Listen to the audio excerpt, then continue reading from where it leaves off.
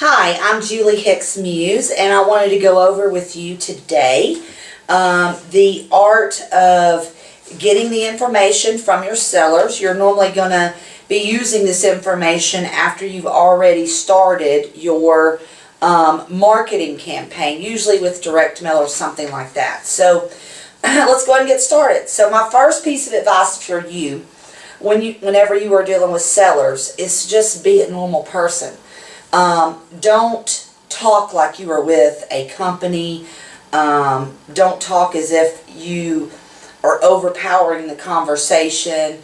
You really want to befriend someone. Someone's going to give you this information if they can relate to you and if they trust you. So you're going to either be taking calls live, which can be hard for a lot of us, or you're going to be calling people back that's either left you a voicemail or just hung up from the marketing campaign. So either one of those, I suggest that you call back. It's just if it has a voicemail, you're going to have some of the information to reference. If they've called and just hung up, then you don't have any. But I don't suggest just calling your voicemails back. I've gotten plenty of deals by missed calls, and I wouldn't even say that they're better leads per se. So what you've probably gotten from us is an actual lead sheet as well as a lead sheet generator. Okay, so let me go over this lead sheet with you, and this is just kind of to get an idea of what the home's about, to build rapport. Normally when I'm making these calls, I most certainly have my computer up in front of me so that I can look this information up as we go. So let's start from the top. Obviously I want to get the name, the address, the city, zip, phone number, email. Once I've gotten the address, I'm looking this information up on Zillow just by literally Googling their address. It kind of helps me understand exactly what they're talking about.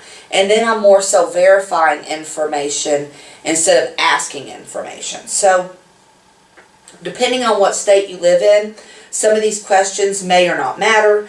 Like, do you have a basement in Florida? Well, obviously that's not a good question to ask, but it is on my lead sheet here. I want to know the bedrooms, the bath, the year built. Is it on a basement, crawl space, or slab, the square footage? I also kind of want to get a condition of the home. So when we're looking at condition, one question to ask is, you want people to, you want to visualize what the condition of the home is. So the easiest way to do that for me is to say, okay, on a scale of 1 to 10. 10 meaning I could eat off the floor, 1 meaning there ain't no floor, and 5 meaning there's a floor but just barely. Where would you say your property is? So normally people kind of get a kick out of that, especially when you say there's not a floor. But I want them to go ahead and give me a number there. This is going to be important for me understanding what type of work this property might need, but also it's a negotiation tool for me later on in the contract phase. I want to know how's the electric in the house. Is it up to date? What about the plumbing? What type of flooring do you have? And the condition. I mean, is it carpet? Is it hardwoods?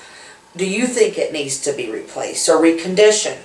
The kitchen, has it been updated? So, I mean, if you're seeing a house was built in 1985, their kitchen may be in good shape.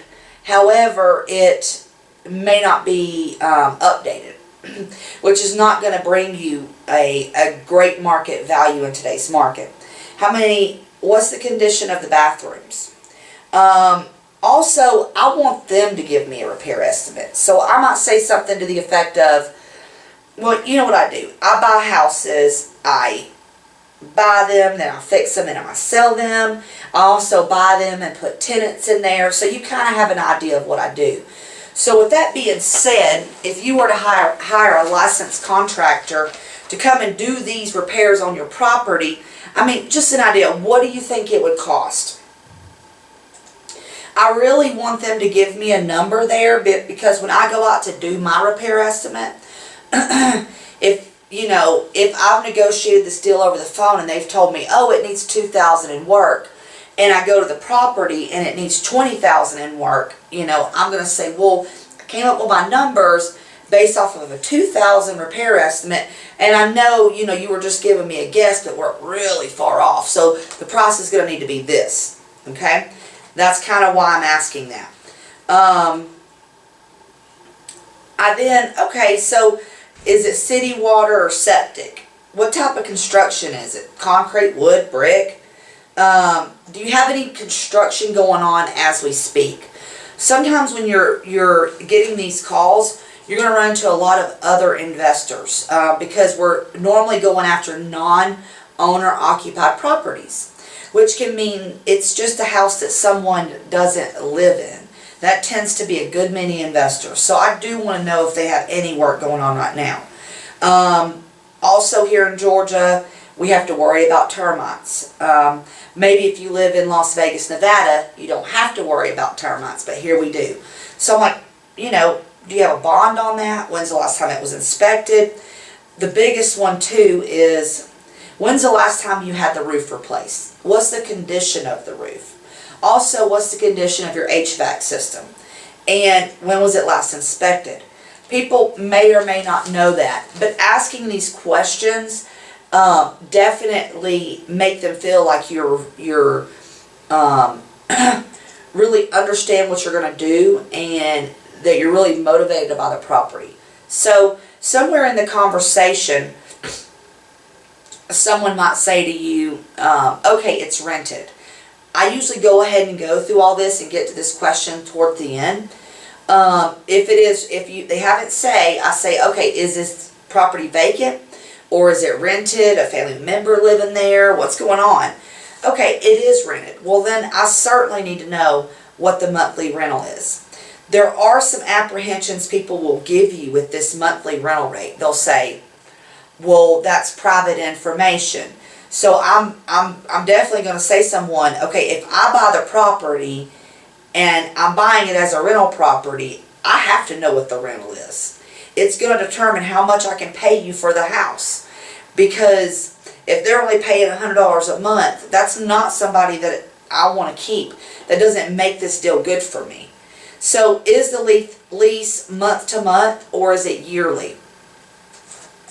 That's also very important because if it's a month to month tenant and I'm looking to do a fix and flip, I want to know that I can get the tenant out. If it's a cash flow deal, I want to know that it's a yearly rental, and I also want to know when the lease expires.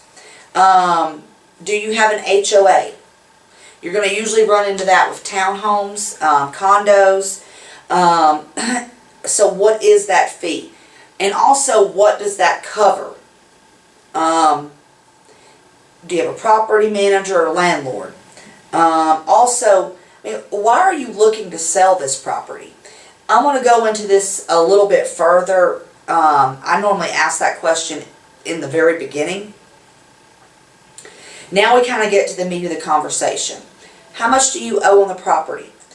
Whenever I ask how much do you owe on the property, that's the most nonchalant question that I ask. I make it seem like it's no big deal. I want people to tell me how much they owe so I kind of know if I can get them down even further. If they owe nothing on the property, if they owe $10,000 on the property, I really, it kind of gauges my deal flow here. What are you looking to get for the property? When you ask this question, make sure when you say, what are you looking to get for the property? You don't say anything else after that. Okay? Remember this, if you learn anything else about negotiations, it doesn't matter if you're buying a car, a pencil, what have you, or a house. The first person to speak in negotiations is always the first loser. So, even if it's an awkward silence, wait for them to give you either a number or a response. The responses are going to be, I don't know, you contacted me. I usually ask at least 3 times. So, one of the things that I might say is, come on, you got to have some idea what you're looking to get for the property. No, you called me. All right, well, how about $5? All right.